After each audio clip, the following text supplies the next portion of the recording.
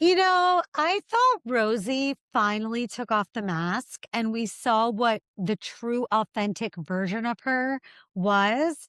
Turns out the mask is still on and it's super glued, says Kelsey. Says Kelsey.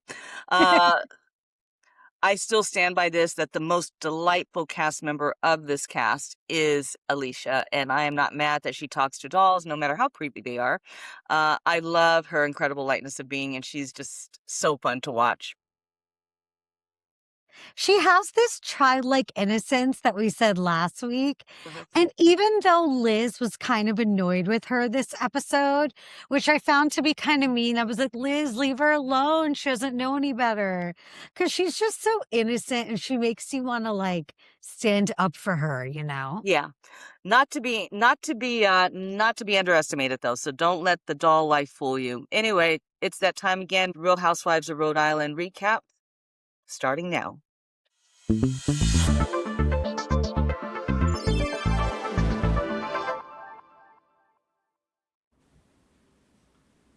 So I felt like one of the more modest highlights, even though it's not modest at all, is that Ashley breaks down over the carrying the marriage alone. Yeah. Modest at all, but then when you compare her to the other ladies, hers sounds like a nun's version of a marriage, like than anything else. Like they have the least amount of problems. So, but then again, it's not the least. Yeah, I don't know. I don't know. I feel like Ashley, there's a lot of things that are, I mean, if anyone is probably still carrying a mask, it's probably Ashley because she was the only one at the table last week that didn't really open up about any pain or anything that she was carrying. And you get the feeling that there's some deeper things probably going on under the surface that she's probably not yet really ready to talk about. You kind of get that feeling. There may be something, there may be nothing, and I don't know where Jared was. I'm not going to even pretend to speculate where he was. I'm sure he's No, making we coffee. won't speculate. We're not going to speculate anything. Yeah, but I'm sure he's making coffee somewhere. But what we did get is a woman that does feel very unsupported in her marriage, and I'm sure that Yeah. level of unsupport goes a lot deeper than she's willing to share at this time. What's going on with her. It's really not fair to her. I don't see this being fair to Ashley. Like she has to be the one that works more, but she also takes care of the kids more. Not works more, but I guess makes more income because the coffee shop doesn't really make that much income, but her bachelor money, she said, is giving her a large income. So it's almost unfair in a way. Unfair that she's like the breadwinner. And pulling more of the home weight, like taking care of the kids, cooking. She Yeah. seems to be doing more at home and at work.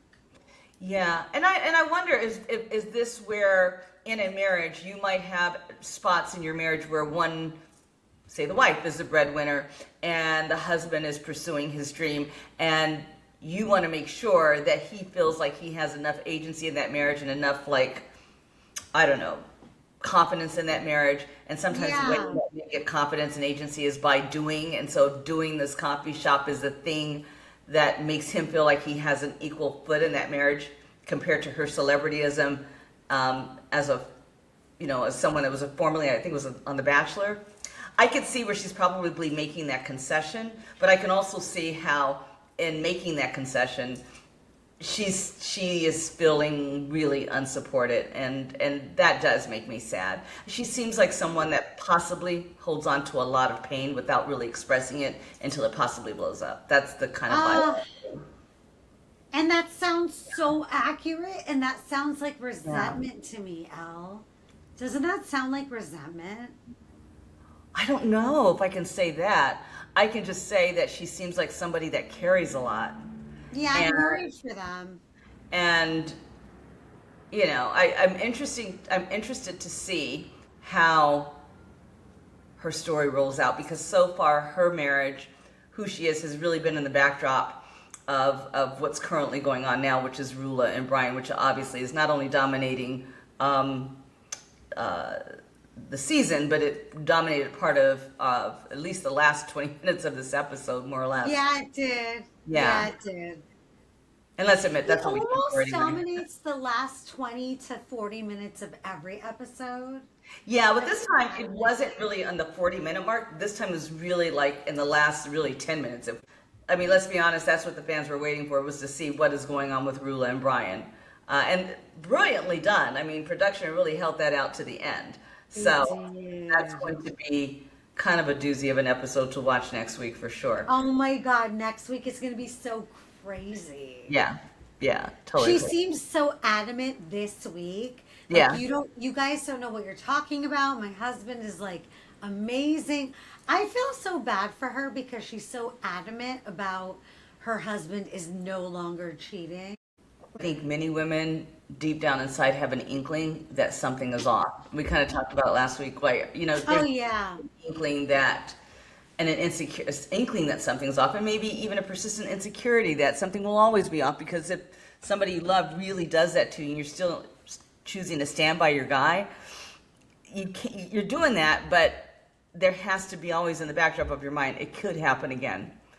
But the degree to which she's willing to face it right now, that really has to come in her own time, and nobody can really force it unless they go balls to the wall and they're showing you all of this documentation, Pictures, and text, videos and timelines and receipts, or actually taking you with her, to do a drive-by to see what he's doing.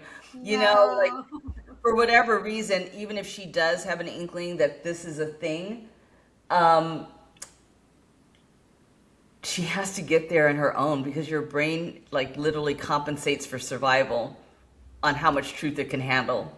It's true, because our brains are only an organ, and yes, they connect to our decision making, but they're not perfect. And if your brain is a little off, then your decision making is a little off. So whether Rula is in denial or not, or whether Joe Ellen is so insistent on proving that point or not, it's hard to tell who's right and who's wrong. It's kind of hard for Joellen to ignore that this is something and not bring it to the group's attention. And by the way, you get the feeling that within this group, truth matters, transparency matters. They want to know, everybody wants to know all the things, and I believe that that's kind of just indicative of the fact that they look like they are a family of sisters. And so she cannot not share this information, probably because code in that group means we share it all, But if you have like evidence, whether circumstantial or real evidence, coming across your phone, how can you ignore that? Like, you're going to say something. And so I don't even think it's a case of her being right or wrong. It's like, I've got this evidence, now what do I do with it? And by the way, I've seen this happen in my own life with my mom, and she ignored evidence. I can't let my friend go through this. And I think that's the dilemma she's in, And it's a lot, because she went through, and Jen, we found out this episode, both went through that type of a schooling, let's call it, of this rough, like, behavioral education type of schooling. And I was threatened by my dad to send me away. And I felt just like Joe Ellen, like I'm literally not doing anything wrong. And I think Joe Ellen felt that way because she explains it as well. Like, she's like, I wasn't even doing anything wrong, but my mom thought I was like this, what did she call it? Promiscuous. I mean, I'm very familiar with those kinds of educational settings, and there's some really good ones out there, and there's some that are just not so much. But even in the ones that are very well structured, a student who does not have those kind of behavioral presentations or psychological disorders that's representative of students in those kinds of settings is going to feel some kind of way. Like, why are you sending me here? Like, I'm not this person. Yes. My first trigger could have been, were they verbally abusive? Was it overly strict? Was it the kids that were bullying her? Like, what was that experience, the full scope of that experience? But my first visceral thought, and I always go, audience, from the visceral to the context, because I got to think things through, my question was, why was it so important for her mother to send her away not once, but twice, but 3 different times in settings that were very aversive, right? And only to be motivated to take her back when they stepped in and said, oh, we're going to take her full time. It sounds like someone stepped in. Yeah. It was only until someone stepped in and what sounds like threatened her parental rights that she decided to take her back home. Wow. My question is, what would motivate a mother to send her child to these type of settings when she clearly doesn't have the diagnosis to honestly support her being in those settings? Absolutely. Did mom maybe possibly have some feeling? I'm doing a lot of air quotes, guys, for those of you on the waves who can't see me. Was there possibly feelings of envy? Resentment?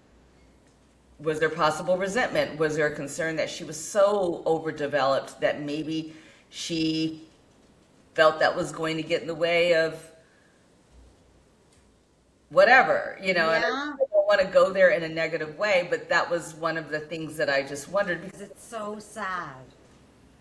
I feel so empathetic toward Joe Ellen right now. It's so sad.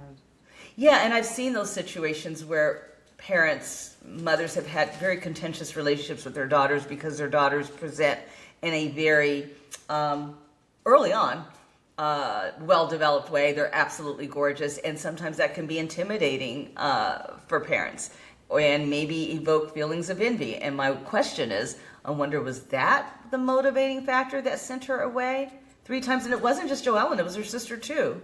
But it sounds like Jen went away 1 time. Yeah.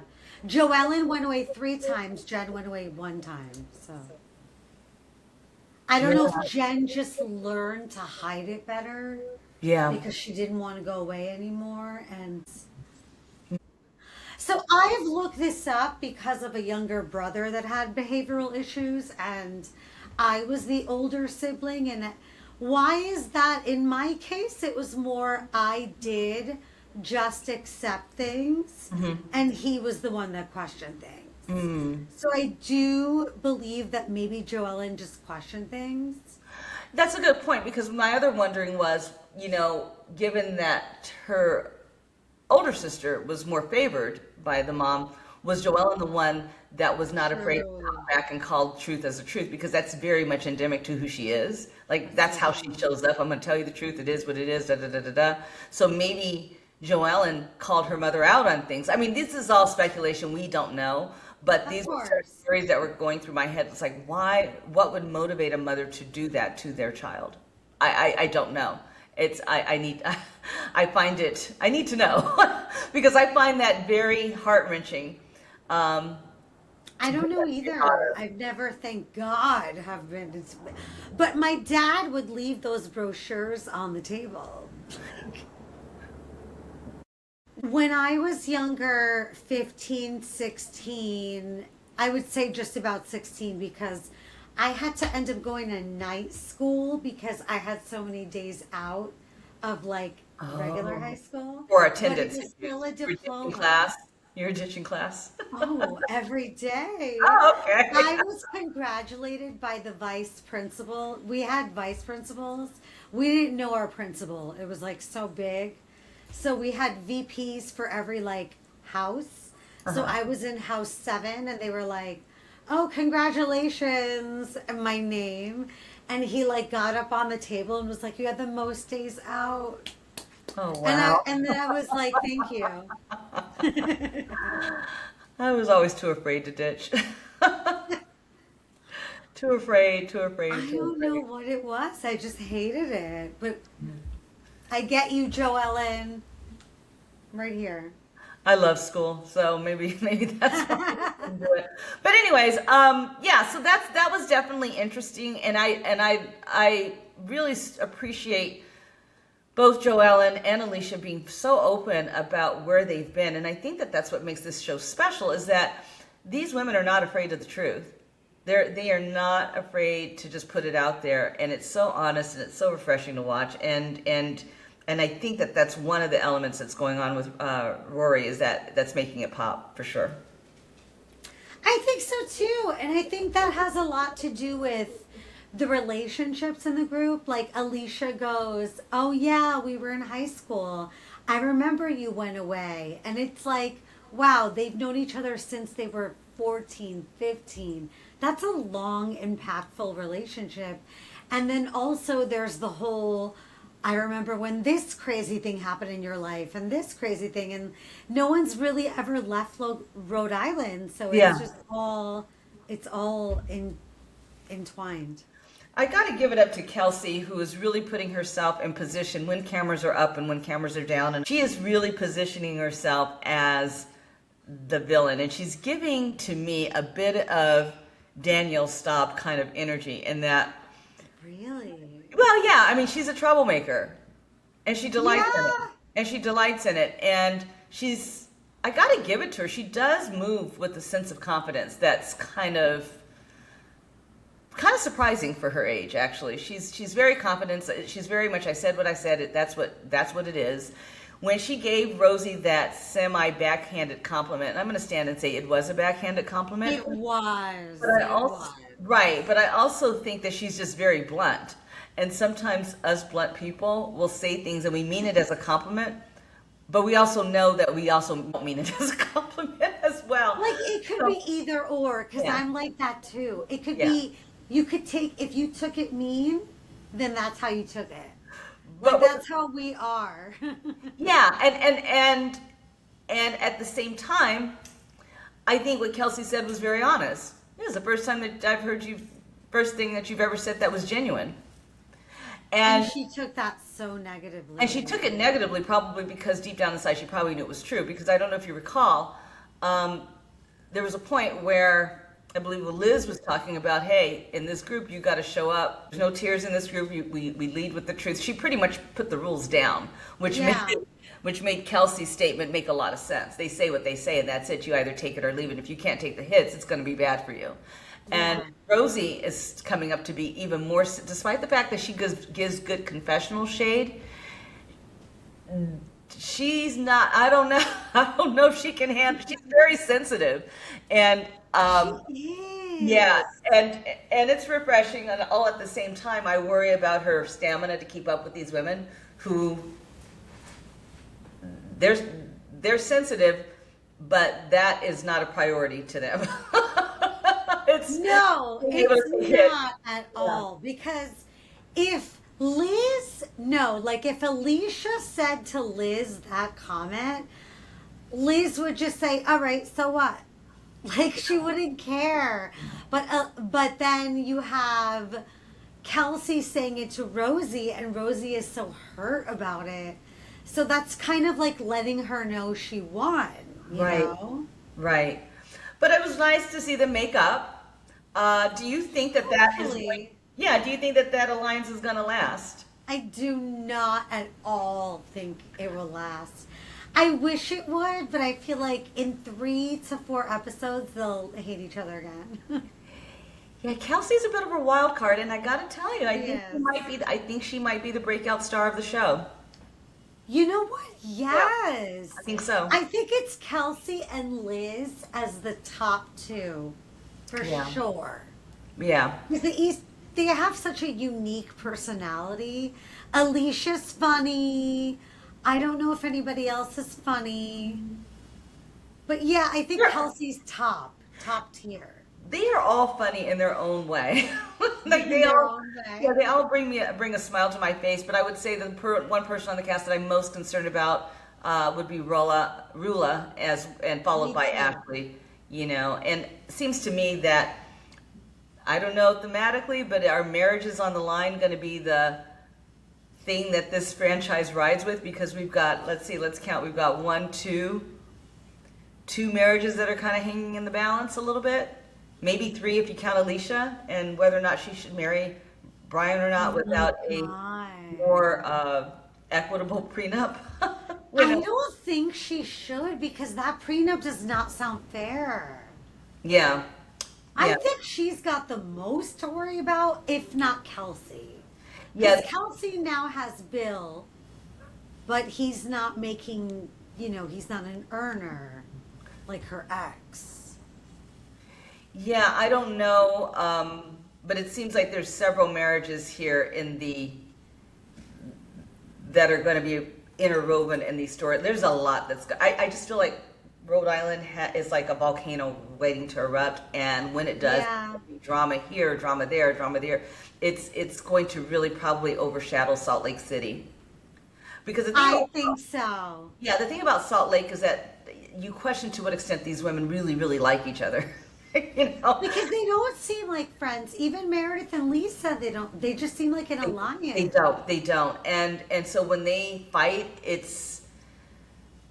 it can be exhausting to watch, you know. And honestly, I don't even know if they have the depth of character that these women on Rhode Island have. So I could see Rhode I don't Island think really so. easily outranking Salt Lake very quickly. I think Salt Lake might be a very dark this next time around with Mary, everything going on with Mary. And I heard that they're filming right now, and that that Bronwyn is making some waves. I So, heard the same thing. Yeah. I think it's going to be different. What is going to be sad, I was going to save this for hot gossip, but I'll end with this, is that when it comes, when it comes to the reunion, apparently Dolores was not invited to film the reunion. No. Yeah, and there seems to be some chatter about, her not getting as much television time or filming time with the girls as I guess she would have hoped. And whether that's due to the fact that she will be on Jersey whenever it decides to pick up cameras and film, whether it's because they really kind of relied on her to kind of help transition the women into the school of housewives. I know, right? That is, she will not be taking a seat on the reunion. And honestly, I'm okay with that. It just hurts because I feel as though they used her, Dolores, to kind of integrate this new housewives into the already existing world of housewives. But then as soon as they didn't need her anymore, they just like threw her to the side. I think it's okay for me because I really don't want to see Dolores on the show, although I like Dolores. Too much. I mean, just no, it is so nice to see new cast members take off and define their housewives legacy on their own without any real direct help from an OG, and to do it right. That's and true. So I'm actually okay that she's not on there because I think she, is a icon in the New Jersey stratosphere, if you will. I mean, her ability to maintain Switzerland and not be really a part of any of the drama is kind of iconic. And the way that and if you recall the way that they ended the last episode of Jersey that we saw, and she's sitting at the table just contemplating how everything went wrong. Beautiful scene, and let's give her credit. She's the only housewife to really have a foot stamp on 2 franchises. So she's done the good work, and I'm okay with her not being on there because RHORI is doing its thing. Absolutely. But she's they not. All are. Yeah, she was bitter. She there's reference to her feeling bitter because she was not invited to film as much. She referenced it being kept on the bench, and I get it, but sometimes it's not. It's being a team player, isn't it? Don't you think? Yeah. Sometimes. Yeah. Dolores, she listed the cast trip to Newport, and that kicked off in episode 6 that I think we saw. I think that was like last week. But yeah, this was 7. Yeah. But they didn't. They ended up. They didn't end up including her. And it's almost, I get it, because they used her for what they could use her for, and then they just dropped her. Like, oh, we don't need you anymore. Like, the storylines are great now. Yeah. It's fine. She doesn't really have any hard feelings. She speaks of, she says that in the beginning it was kind of like, whoa, like, wait, what? She is ecstatic that the show is doing so well. Very proud of all of her friends that all the housewives that she calls friends. And, she echoes what we think is that they really do put it all out there, and they do so honestly, and they just work. They just make so much sense to me. Yeah, this cast of RHORI, they work so well together. Even Ashley, because I know some say Ashley doesn't really fit in with the group, but I think she's got the perfect addition to what they needed. She's got that innocent girl vibe. Well, she's like the moral compass, really, in terms There of you go. the dynamic. Yeah. Like apart from her marriage, like she really is kind of the moral compass. But yet, I feel like she doesn't. It seems like she's still trying to figure out how to be in that group and be confident. Because you can't be in that group and not be confident. Yeah, So, that she's not mastered yet. so that it'll be interesting to see where she goes with that. But I would like to just give a nod to production, you guys, and the way you did that very ominous scene with Joellen revealing the receipts on her phone, and you're filming upward instead of straight across, you know, with the dark backdrop and the music. I mean, you really created a scene of drama. So I got to give it up to You production. did. That. It was 10 out of 10 for production and editing. Yeah, I was giving very much Salt Lake City vibes. But anyway, Amazing. another great episode. I would call this a bit of a sleeper episode because the real drama that we were waiting for were the receipts. Yeah, yeah. And we got that at the end. I'm like Rosie, like, wow, okay, so who's sending you this stuff? And what is your relationship with this person? Right? Why does somebody feel comfortable enough to tell you all of this? Well, but then again, Joellen said it very clearly. She goes, I have a friend that's friends with the mistress, and I told her, send me everything you got. And, you know. That's true, because what if you knew the mistress of my friend? Like, you would tell me, and you would be like, don't tell her, and I would still probably tell her. I don't know. I think in those cases, a person should know that what they're dealing with. They need to know the person's going to tell her, because it was obvious that anybody on this show was Yeah. going to spill, Yes. I think. And Alicia, tequila, and crackers were the dolls. I love her. I love her. I love her. I love her. I hope she maintains that lightness of being. It's refreshing, and it's going to be needed next week because next week is going to be very dark. Woo! Yes, it is. Oh my God, you guys will get through this together. Elle, me and you, we got this. I feel like Brian was very relieved that Rula was sick and not with the girls. He was, girl.